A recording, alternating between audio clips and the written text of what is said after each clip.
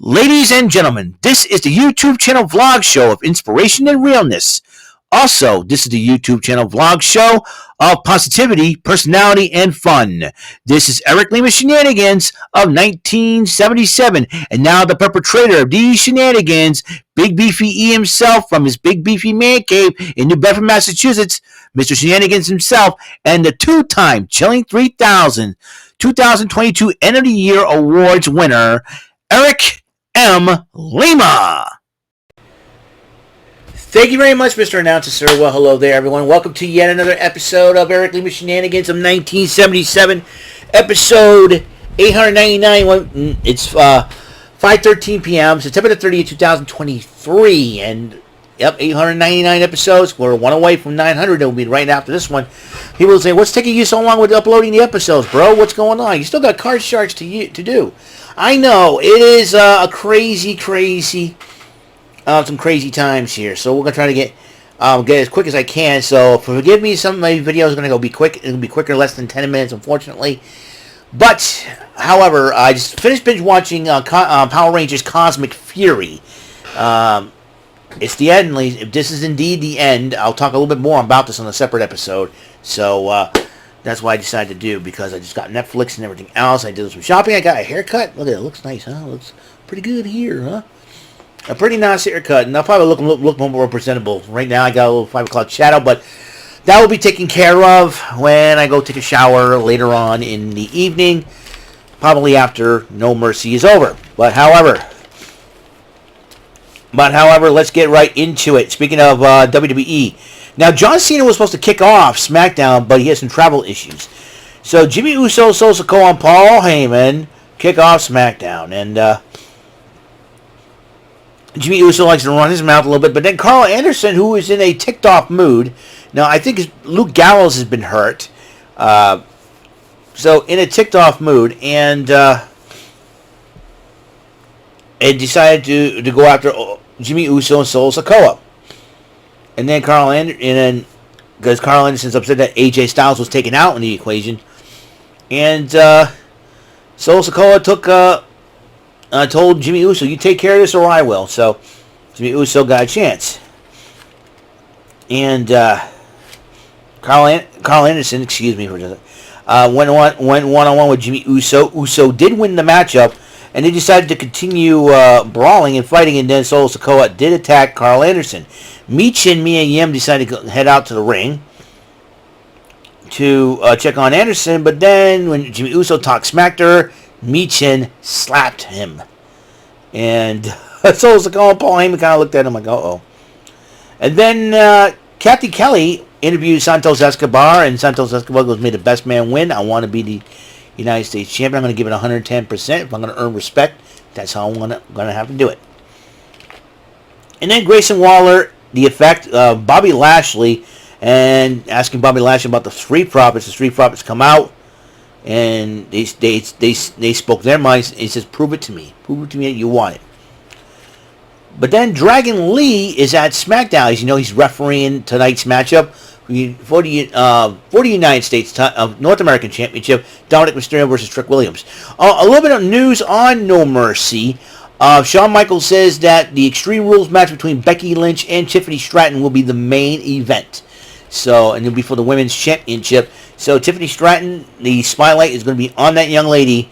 Becky Lynch is used to it, so Tiffany Stratton will hopefully, being a representative of the women's division in NXT, will have an opportunity to really shine. Yeah, there's something on my shirt. I don't know what the bleep that is.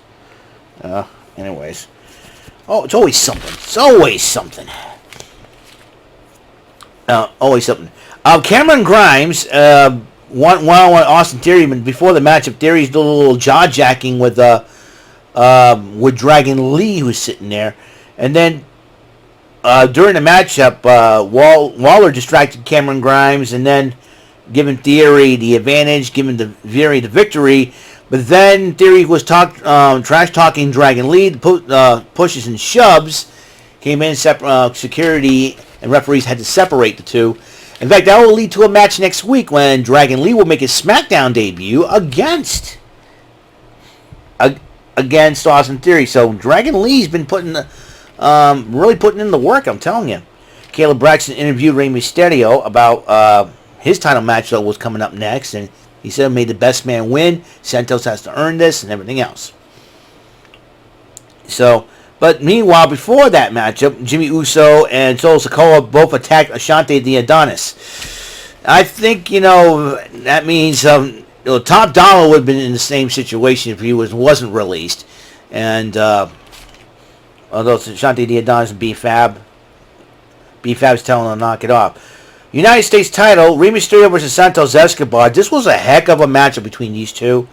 And Rey Mysterio did end up winning the matchup, and he told Santos, he gave him some advice, and they were about to shake hands and hug until the Street Profits, they finally unleashed their dark side, so to speak, as they attacked, when I say their dark side, they're an evil side, finally unleashed the killer instinct that Bobby Lashley's been looking for, and they decided to attack Santos Escobar and Rey Mysterio.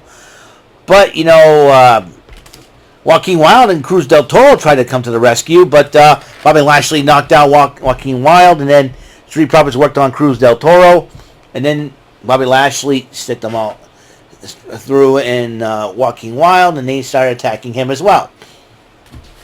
Not very happy.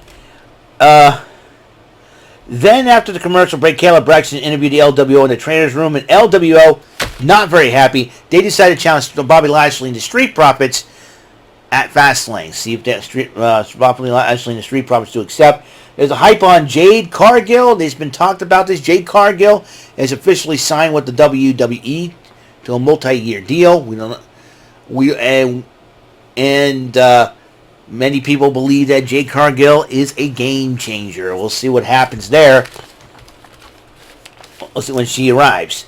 Finally, John Cena arrived at the arena speeding into the parking lot and full of P&V, holding the contract in his hand, walking out. And then the Elton Strong segment, they have a shirt. They shirt about it, and Pretty Deadly. It looks like Pretty Deadly is back to a full team, but not everybody's been happy about that because the Brawling Brutes are disgusted, saying they wish they injured them a little bit more. Might I digress? Charlotte Flair went one-on-one with Bayley, but she addresses Bayley before the matchup, and says, "After I get done with you, I'm going to challenge Io Sky at Fastlane for the championship." Io Sky was like, "Oh no, oh no," and then Flair did win the matchup, and then Bayley addresses Flair after the matchup. They were about to go to attack, and then Asuka comes storming into the ring, wants a match as well. I think that's what Bayley thinks, and she accepts on Io's behalf a triple threat match at Fastlane. Io is not very happy about this, but you got to now a lot of people are not very happy. There's some Io fans out there, but you got to remember, Io did win a triple threat match with Charlotte Flair involved. NXT In Your House 2020. Need I say more? So I'm thinking that the odds are going to be well in Io's favor, but this time around, she's triple threat match, no disqualification. I think Bayley knew what she was doing. But Io's got to remember that. Io says this, in a triple threat, no disqualification. That means Bayley and Dakota Kai can get involved in the matchup. Io's got to get that in mind. And then John Cena then addresses the Sacramento crowd. The Bloodline did interrupt John Cena. They started attacking Cena. But then, just as things looked bleak for John Cena, L.A. Knight came to the aid of John Cena and fought off John Cena. But I think he wants to make a name for himself a little bit more. Grabs the contract, signs it up. So, now the tag team matchup, John Cena, L.A. Knight versus the Bloodline. This is going to be an interesting matchup per se. It's going to be a great matchup. And L.A. Knight is stepping up to the plate. You want to make a name for yourself, you try to go after the big dog. And that would be Roman Reigns. And in order to get to the big dog, you get through his minions, you're good. And I think LA Knight kind of knows that at the back of his brain, even if it means teaming up with John Cena. NXT Level Up, women's action. Fallon Henley took on the returning Ariana Grace. And, of course, Grace addresses the NXT universe in Florida. In Orlando, Florida. She says she wants to be known as Miss NXT because of her experience with the Miss Universe pageant. that would be advantage. But Fallon Henley did pick up the victory. Kelly Kincaid interviewed Roddy Osborne, who is known as Josh Terry during his time in NXT UK. He says he's looking forward to facing Miles Bourne. And Roddy Osborne versus Miles Bourne, who is born, you know. But Miles Bourne did pick up the victory over Riley Osborne. Tavian Heights, another of the newcomers to NXT, took on Oro Mensah, and Oro Mensah of Metaphor did pick up the victory over Tavian Heights. That is all the time we have on the show. This is episode 899 of Eric Lima Shenanigans 1977 SmackDown NXT Level Up Event Center from last night, the 29th of September. So, next up, episode 900. Until the next episode comes rolling around, Mr. Announcer, take us home. That is all for today's episode of the show. This is Mr. Lima speaking for Eric Lima Shenanigans of 1977.